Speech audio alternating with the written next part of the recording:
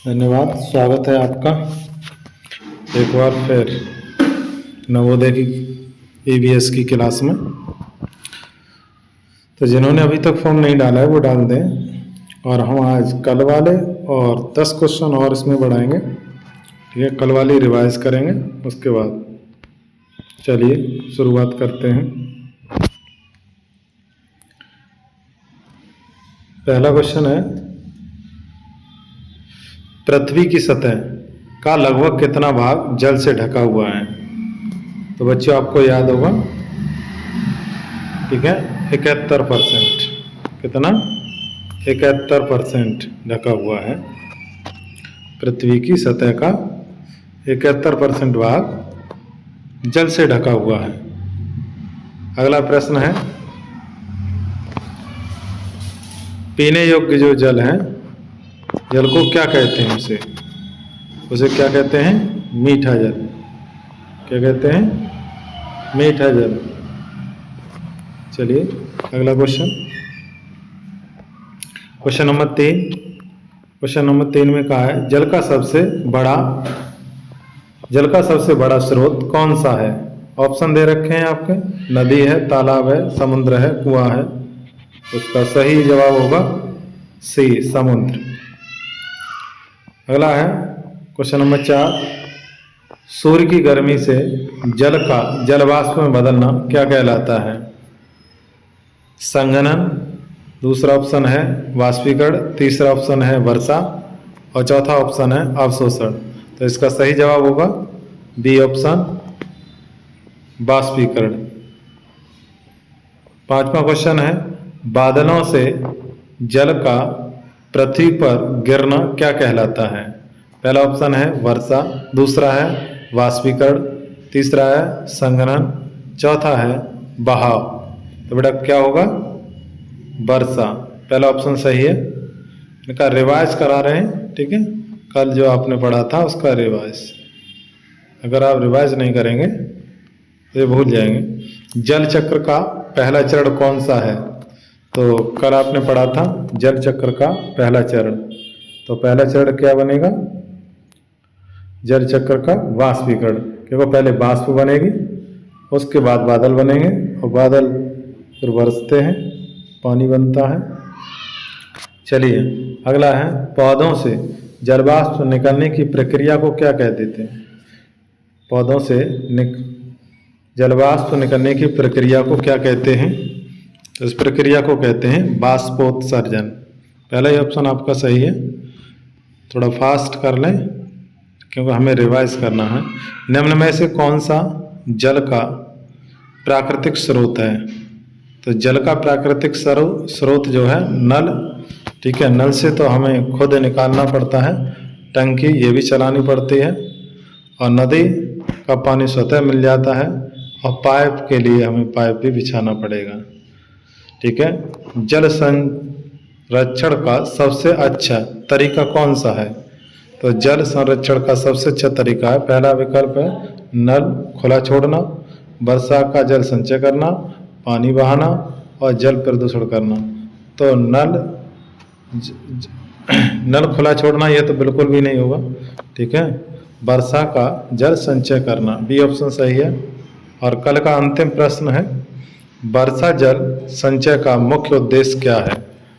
तो वर्षा जल संचय का मुख्य उद्देश्य पानी को बर्बाद करना नहीं, जल का संचय करना, यस, ठीक है। नदी सुखाना ऐसा कुछ नहीं होता है, समुद्र भरना नहीं, जल का संग्रह करना यही होता है, ठीक है। वीडियो को लाइक और चैनल को सब्सक्राइब कर दिया करें, ठीक है, ताकि नई वीडियो जो पड़े वो आपके पास आ जाए। अच्छा, इसके बाद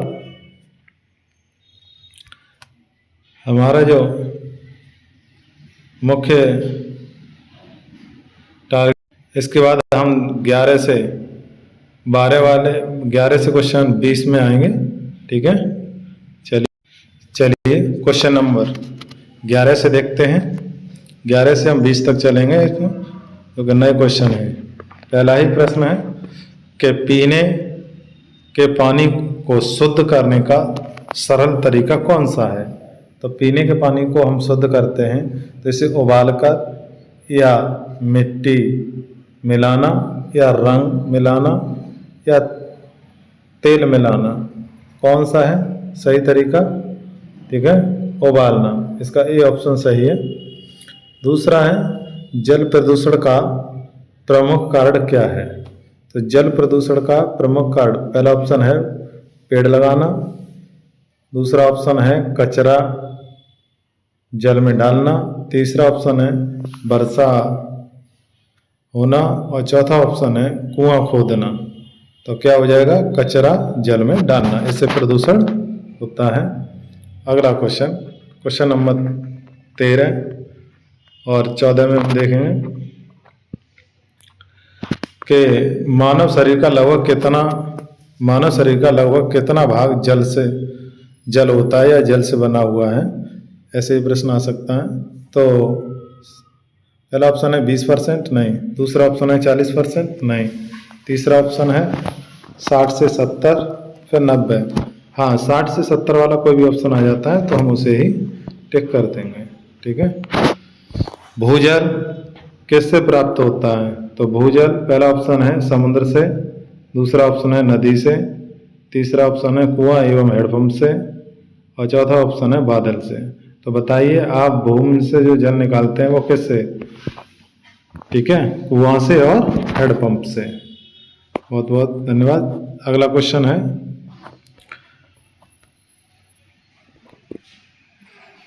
जल बचाने का सही उपाय कौन सा है? बताइए, जल बचाने का सही उपाय कौन सा है?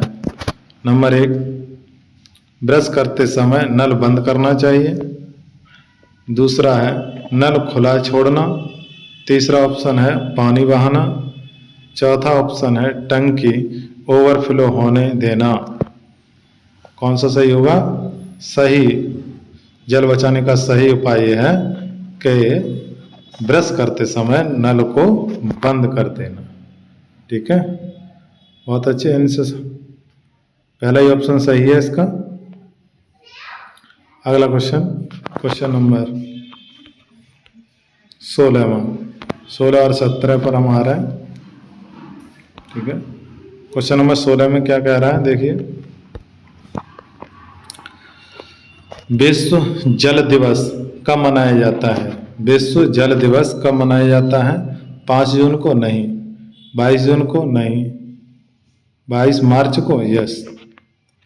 15 अक्टूबर को? नहीं। 2 अक्टूबर को भी नहीं। ठीक है, अगर आपको मालूम है तो कमेंट में ये बताएं 2 अक्टूबर को क्या मनाया जाता है।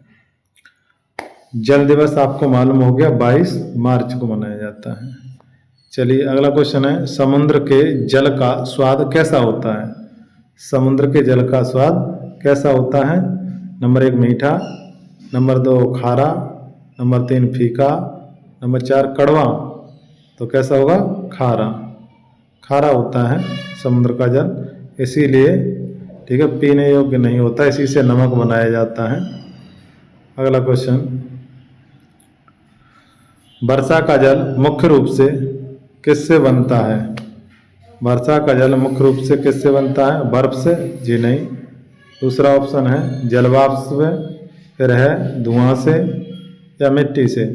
तो जल वाष्प से बनता है। ठीक है, बी ऑप्शन सही है। 18 के बाद 19वां प्रश्न है। ठीक है, 19वां प्रश्न कह रहा है कि पानी का रंग कैसा होता है? पानी का रंग कैसा होता है? लाल होता है, नीला होता है या फिर हरा होता है? कैसा होता है पानी का रंग? पानी का रंग बताइए कैसा होता है? पानी जो है क्या रंगहीन होता है? रंगहीन होता है। ठीक है, कैसा होता है? रंगहीन।